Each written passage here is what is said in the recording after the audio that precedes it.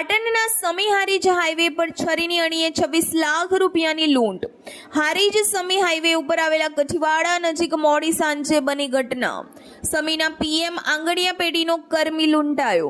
Mobile બાઇકની ચાવી સહિત રોકડ 26 લાખની લૂંટ કરી લૂંટારા ફરાર। બાઇક સવાર લૂંટારો હોય આંગડિયા પેઢીના કર્મચારીને લૂંટી લીધા। એલસીબી એસઓજી સહિતની જિલ્લાભરની પોલીસ દોડતી થઈ ઠેર ઠેર નાકાબંધી કરી। પોલીસ અધિક્ષક વિકે નાઈ તથા તેમની તમામ ટીમો તુરંત એક્શનમાં આવી। પાટણ મહેસાણા બનાસકાંઠા જિલ્લાના તમામ માર્ગો પર નાકાબંધી કરાઈ। પાટણ જિલ્લાના હારીજ સમી હાઈવે ઉપર આવેલા કચીવાડા નજીક સોમવારે મોડી સાંજે કેટલાક બાઇક સવારોએ છરીની અણીએ આંગડિયા પેઢીના કર્મચારી સાથે 26 લાખ રૂપિયાની લૂંટ ચલાવી હોવાની પ્રાથમિક માહિતી મળતા પાટણ જિલ્લાની એલસીબી અને એસઓજી સહિતની તમામ પોલીસ મથકની પોલીસ દોડતી થઈ જવા પામી છે।